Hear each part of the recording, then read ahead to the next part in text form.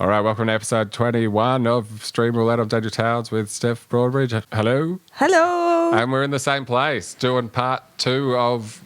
Web of Make-Believe. And yeah, we already liked the first half, so let's get into it. Let's do it.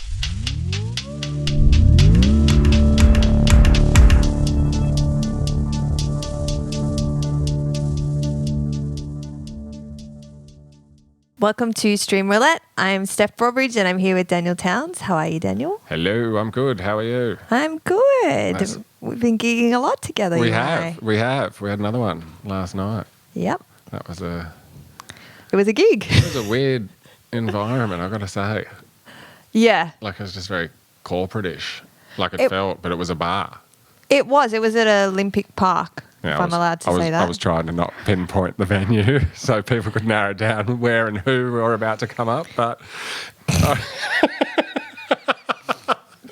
It was somewhere in Sydney. Look, Homebush is a big place. Yeah. And there's a lot of comedy there. Yeah. And it was, good acts. Good show. Weird stage setup. Yeah.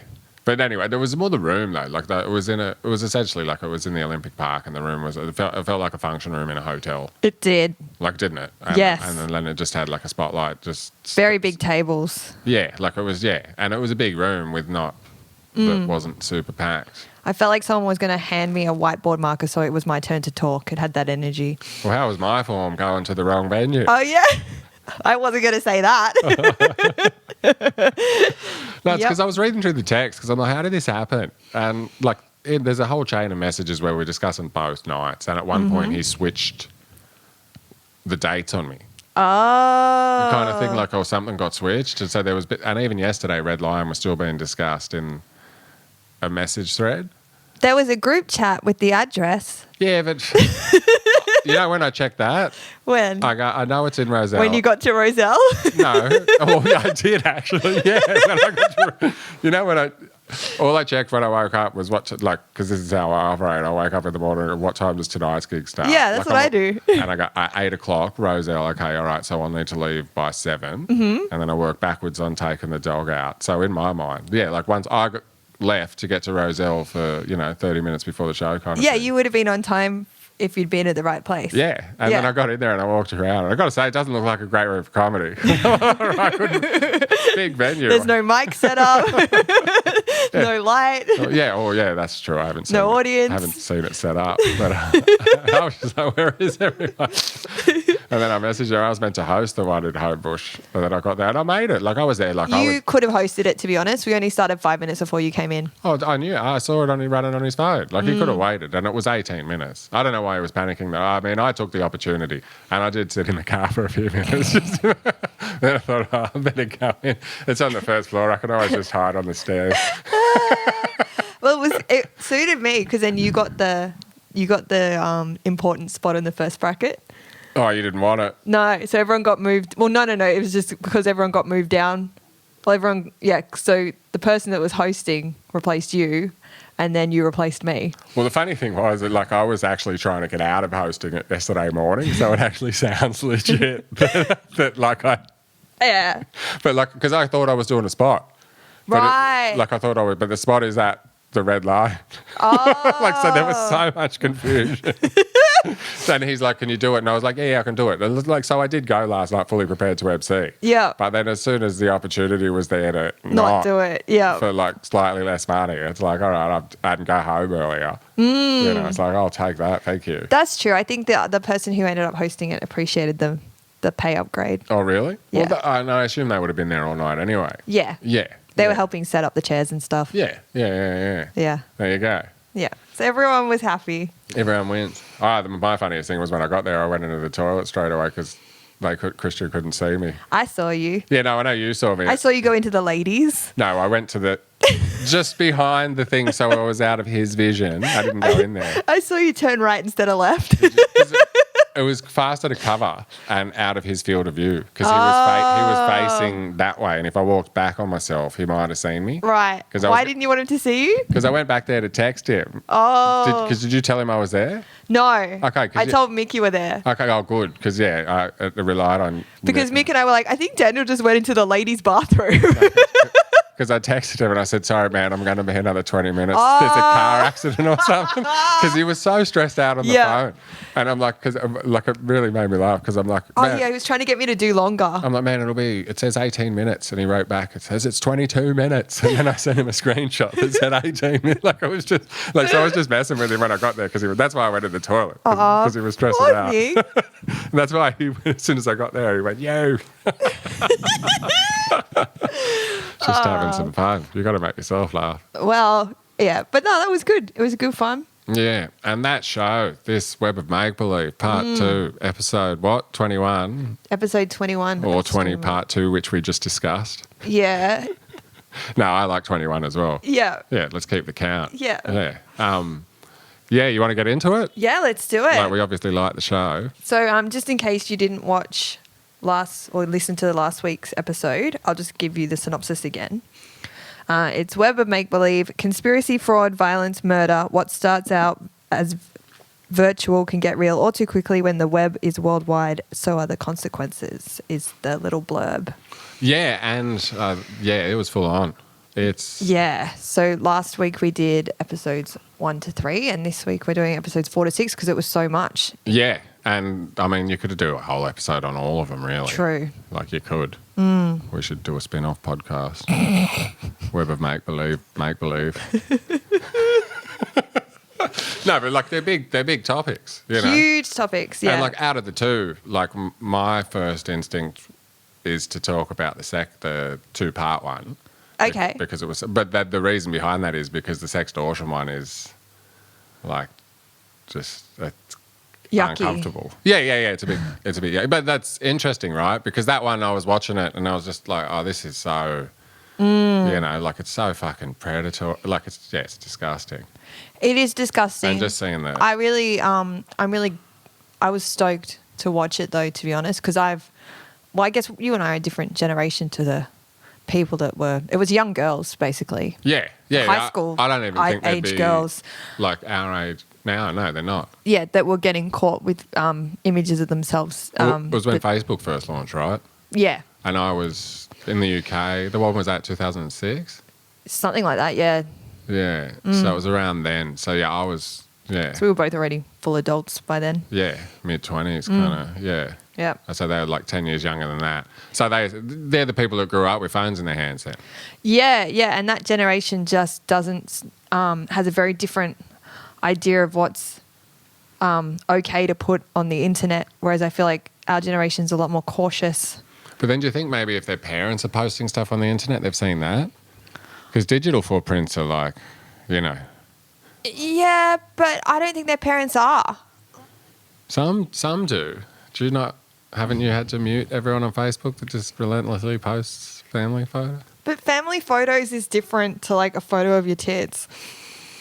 Yeah, of course it is. Like mum's not doing that. No, I know. I know.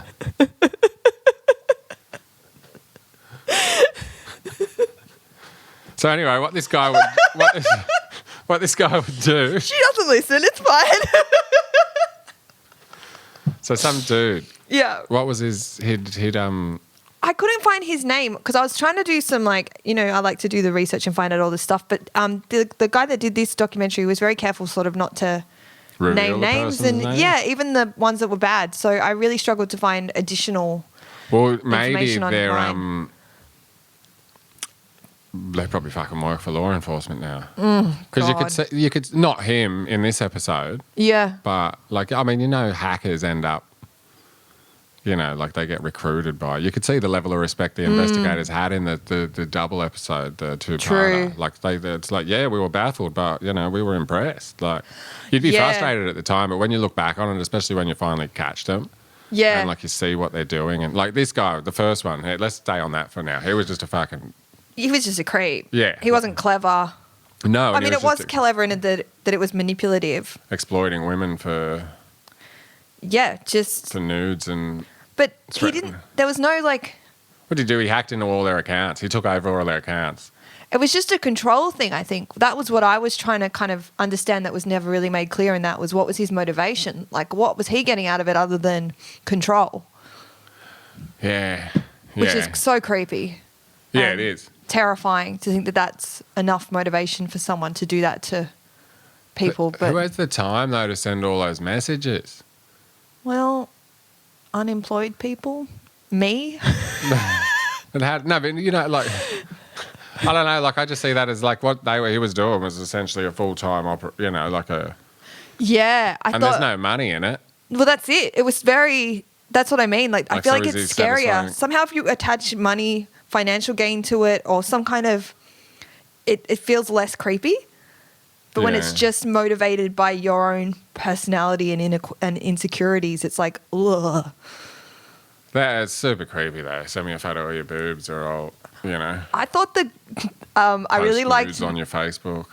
My favorite part was the policeman who was the male police officer who was pretending to be the. Yeah, he was girl. great. He was great. Yeah. He's like, oh yeah, I played. I've played I know two how to women get at him once worked before. up. Yeah. I know what a 22-year-old male. Yeah, I know what they want to hear. I know how to push them buttons. And then like he'd just get really embarrassed and be like, I mean, you know, like not really. It was so funny. Yeah, he was. He had a bit of character, didn't he? Bit of his mate's like, oh yeah, no, he's a really blokey bloke in real life, but he's very good at playing a sexy 23-year-old girl online. I just find it terrifying that, I mean, it's still out there and it hasn't happened to me, touch wood, but like the hacking that, you know, you get tagged in a post on Facebook, that, you know, with fucking Ray-Bans with 90 other people and you're like, all right, which idiot clicked on a fucking dumb link? Well, I mean, Who bookers, was lonely enough that they got a private message from someone they never talked to that says, hey, I saw this and thought of you, and click the link, or you know what I mean? oh, absolutely. Like, but it just, like, enough people fall for it, and it gets enough people, and I suppose once they're in. And I guess there's a feeling of, like, not the sex exploitation, but for hacking, like, just generally, like, hacking, there would be a massive sense of achievement there, like, getting in. Because look how much Yeah. crime has changed. This is general as well, right? Because yeah. what happened, like, it's, like, I mean, yeah, if you go to certain parts of East London, there's still signs that say, watch out for pickpockets, and, you know, then obviously there's muggings in places, but street crime, Yeah. like, it's not like, I mean, maybe you're too old for it now. Like, you're not in that target age range. I feel like for women, it's still a thing. Yeah, no. No, but I mean, like, I'm not. No. But like, I when it know what comes you're to saying. Give me your money crimes. Like, Yeah. they're all kind of, like, all that stuff now is, But I think physically walking down the street isn't that scary for most men anymore. In most areas. is it scary for women? Yeah. At night. Yeah, right. Yeah. It's nice out there. There's a reason No, I'm kidding. Of course, I know this. I'm not we an hold idiot. our keys. Yeah, I know. I'm not an idiot. I am, yeah. But, yeah, I can't imagine what it would be like. The London night buses, I used to have my headphones in my ears and not have any music on because I wanted, like, I just seen so many fights break out on them and have people go, what the fuck, you know, that What kind are of you stuff. looking at? Yeah. And it's just like, all right, look like I'm, you know, Yeah. not engaged. You're not but- here. Yeah, but like pay attention to everything. I'd never sleep on them. And like that's the only time I've ever yeah. had to do, you know. So I can't imagine what that would be like all the time. But, you know, I think some men would feel unsafe. Like, if, you know, like in certain areas, True. like, you know, certain areas, certain times. Oh, yeah, absolutely. Yeah, like, it's, you know, you're more likely to get punched than me. Yeah. Yeah. Oh, yeah, probably. That's just the thing. I'm an escalator.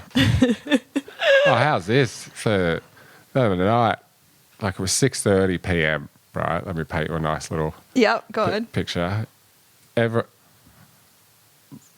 bit of noise in the hallway, a little bit of chatting, you know, and it's neighbours chatting to another neighbour.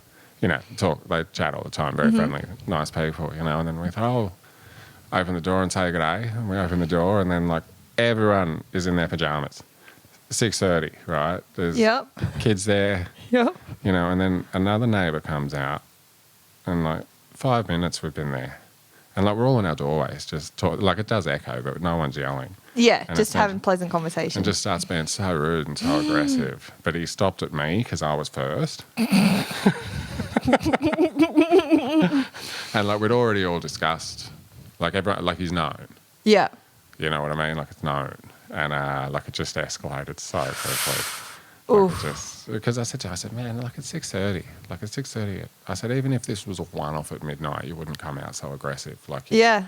you know, I Yeah. said, it's not dark. I said, there's kids. I Yeah. said, there's no need for such. You know, and then he started, and then the others all started chef-headed. Oh, God. It's like, man, just go back in your room. You know? And I thought, like, I was thinking about it the day after. I thought, imagine how it'd feel now. There was 8 people, like, hanging out of doors. And even another neighbour just kind of stuck their head out. Had a look to see what I would have done that. I'm like, woo, drama. Oh, yeah. And I'm sure everyone else had their fucking ear to the door. Yeah. Yeah, but every time he leaves his apartment now, there's a, like, you know, there's only 12 apartments on this floor. There's 8 people. Him versus everyone now. Well, no, there's still a few unknowns. Okay. But I'd assume, like, I know there's definitely been problems with other people as well. It's just, like, unbelievable to... Anyway, 6:30. I mean, don't live in an apartment. Totally. Well, that's what... Yeah. Is that what you said? No, God. I didn't say it. No. But it's just, yeah, like, just don't need to... No, you know, like, assess the situation first. The funniest part of everything is, I can't hear the news.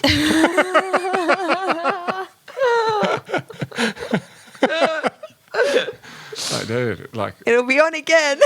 Yeah. It's got 24 hours now. It's on the internet. Yeah. That's a nice little segue back to the internet.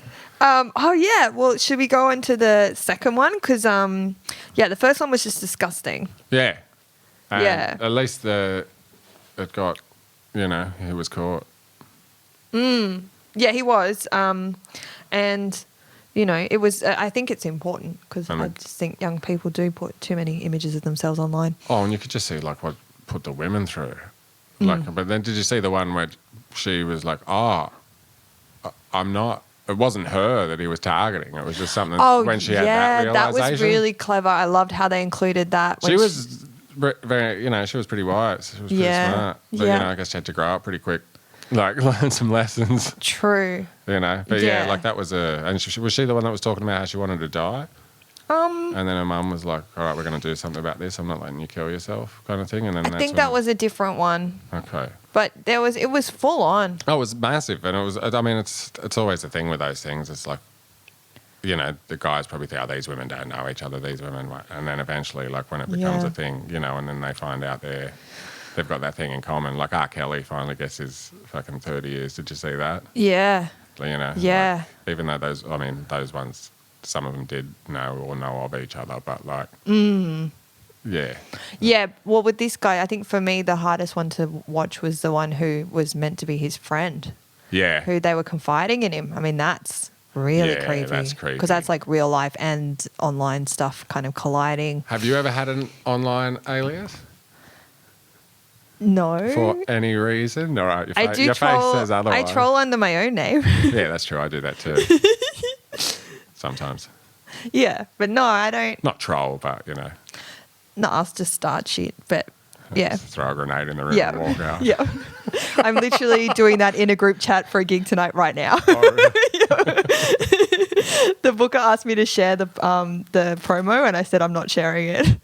Really? Yeah. Why not? Because I'm not getting paid. For the gig? Yeah. Well, then that's fair. Well, actually, that's interesting. Well, it is fair, but I didn't need to say that. I could have just not shared it, but instead I made it a whole big thing and now we're having a massive fight. Oh, no, look, I've definitely said that to people in the past. Yeah. Like, in the sense of, like, I always put it down to if you got a show coming up somewhere and you want people to buy tickets to that, yeah. why would you exactly plug to people on your social media who might potentially come and see you? That's it. To come and see It's you like, getting... I've got a gig every night. I can't waste it on an unpaid spot.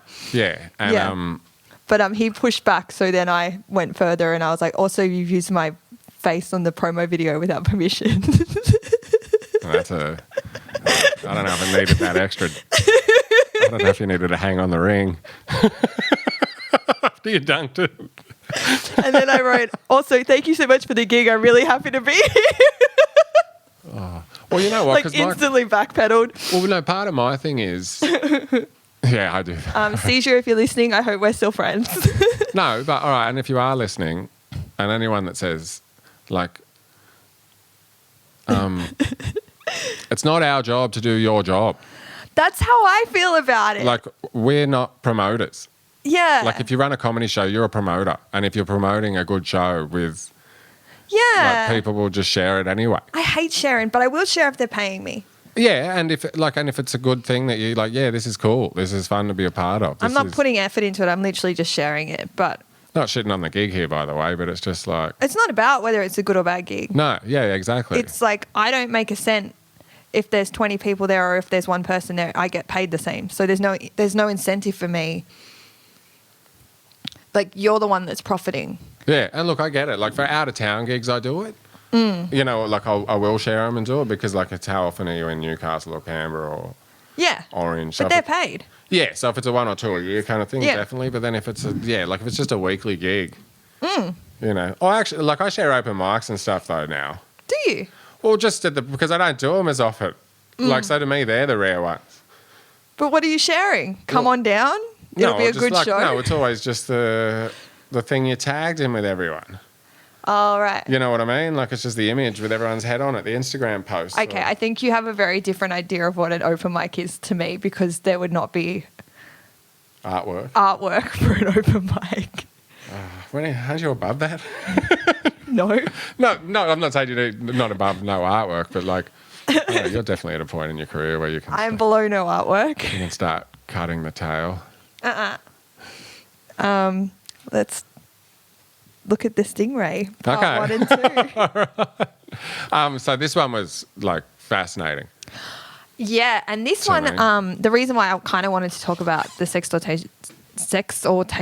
Oh God, I hate fake words. Sextortion one first is because this Stingray one had a very different vibe to the other 4, where it was like the villains were kind of glorified and made into kind of heroes a little bit. Oh, just because they were kicked over so much cash and what they did. And but it was the music. It was the fact that they were in charge of their own narrative. The guy wasn't interviewing them. They were sort of, I mean, he was, but they were setting the tone. Yeah. Like, I used to make $120,000 a week. And with this fun kind of uplifting music. Oh, yeah, they were definitely loving their moment. Yeah, and he was allowing them that moment. Oh, totally. So it had a very different... But I wonder if vibe. It's just tax fraud. Pushed for that, or if the people on the other end, because I got to say, like, it was, how can I make, like, he had, what did he have, dead people's death certificates or something, and he was like, how can I make money out of this? And then he started looking at filing tax returns on dead people or whatever. Yeah. And it's like, who looks at a fucking death certificate and goes, how can I make money out of this? Like, I'm thinking, what's he going to do, sell it? Yeah. Like, my brain would never go to, like, I have a level of there is a massive, like, old world crimes came down to who was stronger. Like, give me your money. No. Or smarter. Bang. You know, they'd punch you or whatever. Like, generally. Like, Bill Burr's got that bit about fucking buying a gun. Yeah. You know, because when the end of the world comes, like, if you don't have a gun, you're just stockpiling shit for the person that does. Like, it's a really clever bit. As, you know, like if you're a prepper or whatever. You're just... So funny. Yeah. But yeah, so this one was like, they were heroes in this. And I thought it was just weird because they're still doing really nasty things. Like the guy was talking about defrauding Beanie Baby purchases on eBay. Well, that was shady. That was definitely shady when he was ripping off actual people. Well, the government is actual people. Yeah, but but then I don't know. I guess I look at it it's like money that can't go to someone else. I still look at it like obviously it's a crime, and I know it's wrong. But there is also the part of me that sees some things as like not victimless, but like they can take a hit. Well, that's how it was presented, and I found that a little bit offensive. Yeah, right. Yeah, right. No, I'd definitely wrong. I'd definitely be more offended if it was targeting, individuals. But when they're targeting like something of that scale, I have a level of respect for the... But it is individuals because anyone who they defrauded their job would be in jeopardy as a result of that. Like there are victims. You just didn't go into it. Didn't you just find it fascinating that they could do that stuff though? I think it's clever, but I didn't like that it was presented in this sort of like, these guys are the fun like cowboys of the internet. Oh, no, definitely not. But you did... like they were. But they were very charismatic. Yeah, I didn't want to say likable, but they were extremely charismatic. That's because I think they and self-aware. Yeah, they knew what they did. And very open about, I fucked up. It was my bad. Like the guy, the one that was the main guy, the older guy, I don't know, was he Texan or something? Saying like how his mum was like in charge of like all of the defrauding, like doing the slip and falls and stuff. And then she took that big caterpillar, like the big earth mover and stuff. That's insane. And then also him just saying, and I don't blame her for my crimes as an adult. They were my choice. So, he knew all the right things to say. Yeah. But he still do it. And he gave me the impression he would do it again. Yeah, you definitely got that. Well, I also got the impression that they still had a lot of money. Yeah. Like, unless that was filmed on a location. They both kind of got away with it. It's like, no, we didn't watch that one for the podcast. So I was just thinking, I watched so much fucking shit. Yeah. Well, see, some of those crimes, like especially when you're talking that level of cybercrime, like they were the ones with the cops were impressed. Like in the end, it was the IRS, it was the CIA, it was the FBI, like it was all the big eight. All these, they saw all the IP addresses coming into their, their little online anonymous thing that had been, and they knew they were being monitored. Like their brains would have been picked. Like the investigator said how much they respected it. Oh, So I think absolutely. No, yeah. I think some criminals, like those ones, can go on to work after they've paid their debt to society. But I guess that's what was so frustrating about it, because the guy, so episode 1 was describing all of the crimes and how they were getting away with it, and then the part 2 was sort of the court case where the guy represents himself. Yeah, that was. And it's like, you could have just done a law degree. Yeah. Well, he was charismatic. And to be honest, you probably would have made more money than you were making taking $20 at a time out of an ATM. That's true. But whatever he even said about acting, like there was a level of acting involved. Yeah. That was insane. Like the commitment and pretending to be different people, like when friend groups colliding, like that whole... Oh, man. But you said it last night when we quickly mentioned it about like why don't they just become actors? Like actors need to get paid more money. And there are more acting jobs in the world, then there'd be less people defrauding. Well, maybe I thought maybe this is their own street performance and they wrote this, they're doing their own script. They are. And it is. And it's the buzz you get from that. Like they're not going to be fulfilled. It's not about the money. It's about the getting away with it. But it's the adrenaline. How can you getting away with something online? Like the thing I don't understand about it is like you don't see any reactions or like. So where is the gratification? Well, the first guy, like that guy that was doing the swatting with the helicopter. Yeah. He saw him live stream. Well, he was tweeting about it. Yeah. And then you're in your you're in your little bubble, which for us is comedy, and for them is like some kind of like dark web group chat situation where you're bragging and they're all respecting you. So it really is sort of just the same. Yeah. Echo chambers. Yeah. That's who you're mixing with. They become the people you want to impress. So you didn't because I found the subject matter of the Stingray episodes fascinating. I loved it. It was so watchable. I watched it twice actually because I watched it. I'd already watched it last week and I watched it again today. Yeah, right. Yeah, I watched it this morning too. Yeah, brilliant and really well done. I thought it was interesting that all other 4 episodes were kind of like, look at all these bad things people did online, and then these ones were like, these guys got away with it. They're so clever. But do you think like maybe the tone was different? Do you think they brought the tone because they were so charismatic? Because I don't think they picked the soundtrack. No, that's true. But then or the actors playing them. But if you came in, all right. So, but they did do the interviews, right? And then if you're putting together a production and they're not trained actors who aren't going to listen to, hey, can you tone that down a bit? They're just answering the questions, probably how they. Have you ever asked a drug dealer a question? Yeah. The way they talk, and just throw money around and everything's you know what I mean? So if that's how they are, the production team might have just had to make what they could around that. So you couldn't really have serious music under a guy going, I did it, I got away with it. Yes, you could. You could make him look really smug and you could put pause, you could do lots of things with that. But not if his face isn't looking smug. He did look smug. Yeah, that's true. I don't know. I don't know. Or maybe If you put like scary like dun dun music under it, he would have seemed like an evil smiling villain. But because it was like jaunty music, it was like, oh, this guy seems fun. Like you wanted to hang out with him. Yeah, but what I'm saying is though, that's because he was he was charismatic and likable. He was. You didn't dislike him. No. Yeah, so I think that's why they went with that music and stuff. Because if they put sinister music, I would have left him alone in my apartment. Yeah, like it wouldn't have fit. I'd have no money right now. He would have wiped me clean because I would have been like, yeah, he seems fine. Yeah, stay the night. Stay awake, Yeah. whatever, yeah. He'd still be living there. I think, look, out of all the shows we've watched, this one's up there for me. Oh, 100%. So good. Like, I couldn't even, like, I've forgotten some already. You know, there's some I'd like to go back to. Okay. Like, I've still said that, but I don't know if I'm going to have time. We'll keep moving forward. Yeah. The podcast marches on. Yeah. Oh, do we have one for next week? Oh, fuck.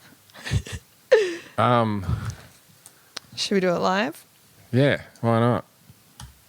Do it live. Where are you tonight? Oh, that joke. I'm The roast battle. judging a roast battle. That'll be fun. I've never done a roast. All right. Here we go. It is Please be something fucking interesting. Man vs. Bee. What the fuck is that? It's a Rowan Atkinson. Oh, I've already seen that. Oh, have you? No. Damn. All right. There it is, episode 22, Man versus Bee. Yep. Fucking typical male They're only 12 minutes long. lead. Oh, yeah, right. Yep. Okay. Oh, look, hey, I like bees. This will be good. I like men. All right. So that's the end of another episode then. Thank you. All right, bye. See you.